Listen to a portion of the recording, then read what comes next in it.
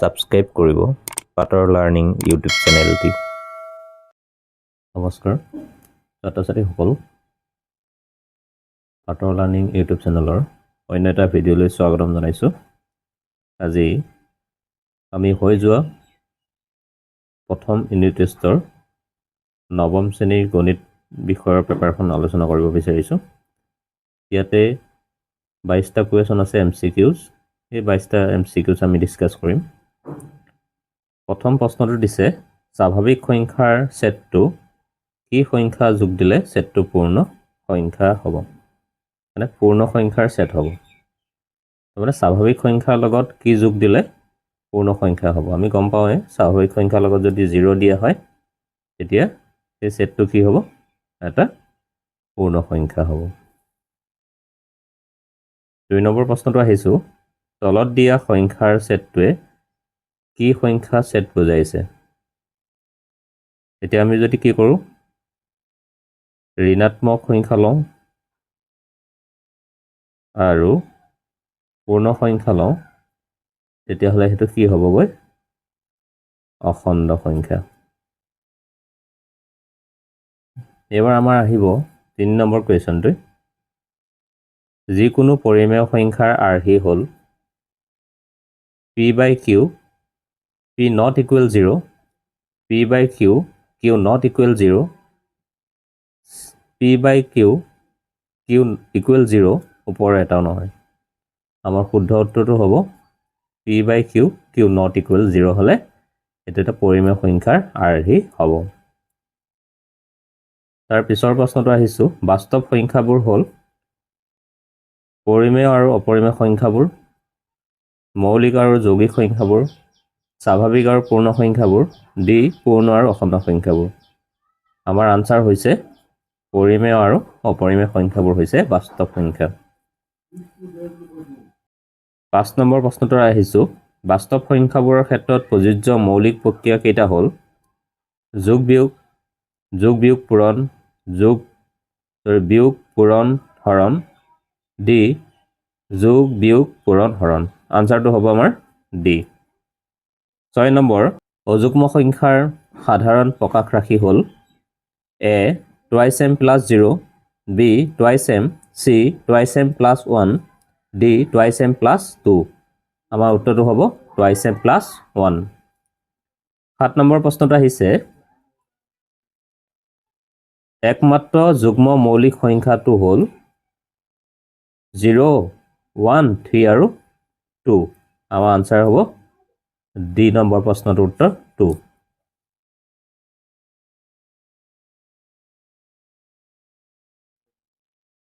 ইয়াৰ পিছৰ প্ৰশ্ন আহিছে 8 নম্বৰ, দুটা সংখ্যাক সহমৌলিক কোৱা হ'ব যদি সিহঁতৰ উৎপাদক 1 হ'ব, 2 হ'ব, ওপৰ এটাও নহয়, এ আৰু বি দুইটাই শুদ্ধ। আমাৰ উত্তৰ হ'ব এ, আনচাৰটো হ'ব 1। 9 নম্বৰ আহিছে 0.81 বাৰ 0.81 বাৰক p/q আৰ্হিত প্ৰকাশ কৰিলে উত্তৰটো হ'ব 81/99, বি 9/11, চি এ আৰু বি দুইটাই শুদ্ধ, ডি ওপৰৰ এটাও নহয়। অৰ্থাৎ আমাৰ আনচাৰটো হ'ব চি, এ আৰু বি দুইটাৰে শুদ্ধ। 10 নম্বৰ প্ৰশ্নত আহিছে 0.09ক শতকৰাত প্ৰকাশ কৰিলে হ'ব 8%, 9%, 7%, ওপৰৰ এটাও নহয়। আনচাৰ হ'ব বি 9%।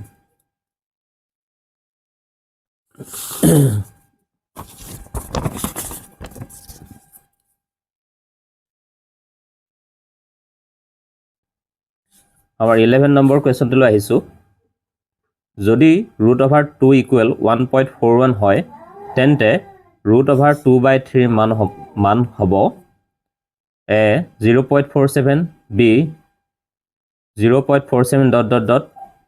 চি 0.47 বাৰ, ডি 0.48 প্ৰায়। আমাৰ আনচাৰটো হ'ব 0.47। 12 নম্বৰ, তলৰ চিত্ৰৰ পৰিসীমা কিমান? এইটো চিত্ৰ দিছে, তোমালোকে ভিডিঅ'টো পজ কৰি চাই ল'বা আৰু উত্তৰটো হ'ব 18 চেণ্টিমিটাৰ। আৰু তোমালোকে এখিনলৈ যদি ভিডিঅ'টো চাই ভাল পাইছা নিশ্চয় কমেণ্ট কৰিবা, লাইক কৰিবা মোৰ চেনেল, আৰু কোনোবা যদি নতুন আছা ছাবস্ক্ৰাইব কৰিবা। আমি এবাৰ 13 নম্বৰ প্ৰশ্নটোলৈ আহিছোঁ। এটা সামন্তৰিকৰ ভূমি 7 সেন্টিমিটাৰ আৰু উচ্চতা 5 সেন্টিমিটাৰ, তেন্তে কালি হ'ব A 30 centimetre, B 35 centimetre, C 35 centimetre square, D 30 centimetre square. শুদ্ধটো উত্তৰ হ'ব 35 সেন্টিমিটাৰ স্কুৱেৰ। এবাৰ আহিছে 15 নম্বৰ প্ৰশ্নটি। পাইৰ শুদ্ধ মান কিমান? আচলতে এই প্ৰশ্নটোৱে অলপ কনফিউজিং। ইয়াৰ অৰিজিনেল ভেলুটো 3.14159 হ'ব লাগিছিলে, গতিকে ইয়াৰ উত্তৰ কোনোটোৱে ইয়াত শুদ্ধ নাই যদি শুদ্ধ মানটো হয়। নাম্বাৰ 16, তলৰ বহুপদবোৰৰ সদিশ পদবোৰ হ'ল, সদিশ হ'লে তোমালোকে গমেই পাইছা বাৰু। ইয়াৰ অপশ্যনকেইটা মই চাই দিছোঁ। 9x square, 5x square, 7x square, -7x। আমাৰ আনচাৰ বিটোৱে হ'ব, y cube, y cube, y cube, y cube. গতিকে দেখিছানে গোটেইকেইটাতে কিউব কিউব আছে, গতিকে সদিশ পদ সেইটোৱে হ'ব।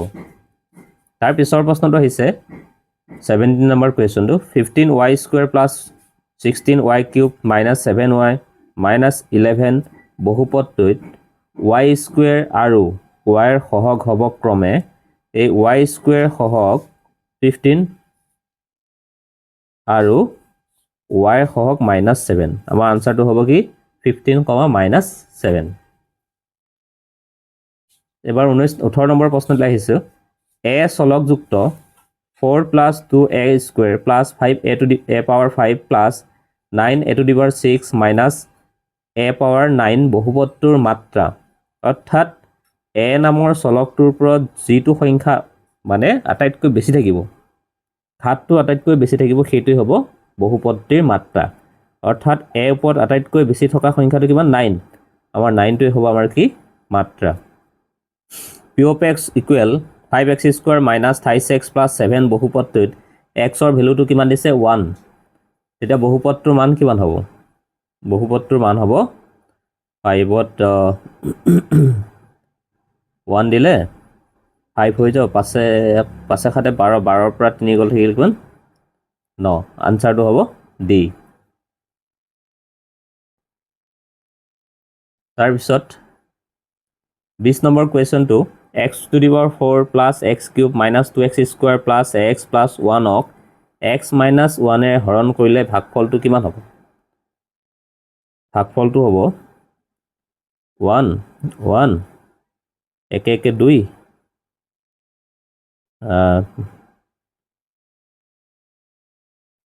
2 2 1 3 3 1 4 4 2 6 1 1 1 2 2 1 3 3 1 4 4ৰ পৰা 2 গ'ল, থাকিল 2। আনচাৰটো হ'ব এ। অৰ্থাৎ 20 নম্বৰ প্ৰশ্নতে উত্তৰটো হ'ব 2। তোমালোকে নিশ্চয় বুজি পাইছাই চাগে। 20 নম্বৰ প্ৰশ্নটোৰ উত্তৰ হ'ব 2।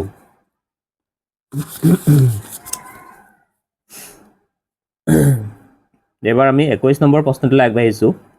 ত্ৰিপদযুক্ত ত্ৰিঘাত বহুপদটো হ'ল, ত্ৰিপদযুক্ত ত্ৰিঘাত বহুপদ, অৰ্থাৎ পদ থাকিব লাগিব কেইটা? 3টা, আৰু ঘাত থাকিব লাগিব 3। অৰ্থাৎ এই পদটিত ঘাত আছে 2, গতিকে ই ত্ৰিপদযুক্ত নহয়। ইয়াতে দুটাহে পদ আছে, ইয়াত আছে 4টা পদ, 4টা পদযুক্ত বহুপদ, গতিকে থাকিল কি? এইটো 3টা পদ আছে আৰু ইয়াৰ ঘাতটো 3 আছে, গতিকে আনচাৰটো হ'ব 2z³ - 2z² - k। ঠিক আছে। 22 নম্বৰ প্ৰশ্নটো লৈছোঁ এবাৰ। যদি a + b + c = 0 হয়, তেন্তে a³ + b³ + c³ মান হ'ব a -28abc, b 28abc, c 28a² b² c², d number -3² -28a² b² c²। আমাৰ আনচাৰটো হ'ব ডি। এতিয়া আমি এই 22টা কুৱেশ্যন MCQৰ আমি ইতিমধ্যে উত্তৰসমূহ ধুনীয়াকৈ কৰি দিছোঁ। যদি তোমালোকে আৰু গোটেই প্ৰশ্নখন কৰি দিব লগা হয় তোমালোকক, তেতিয়াহ'লে মোক কমেণ্ট বক্সত জনাবা যে ছাৰ পিছৰ প্ৰশ্নকেইটাও আমাক সুন্দৰভাৱে বুজাই দিয়ক। তেতিয়াহ'লে মই নিশ্চয়কৈ বুজাই দিম। আৰু শেষলৈ ভিডিঅ'টো চোৱাৰ বাবে সকলোৱে ধন্যবাদ জ্ঞাপন কৰিছোঁ। আৰু কোনোবা যদি নতুন আছে মোৰ চেনেলটো ছাবস্ক্ৰাইব কৰিবা, লগতে লগৰবোৰৰ লগত শ্বেয়াৰ কৰিবা আৰু কমেণ্ট কৰিবলৈ নাপাহৰিবা। মই প্ৰশ্নখন দেখাই দিছোঁ এতিয়া গোটেইখন, তোমালোকে চাব পাৰা এইখন।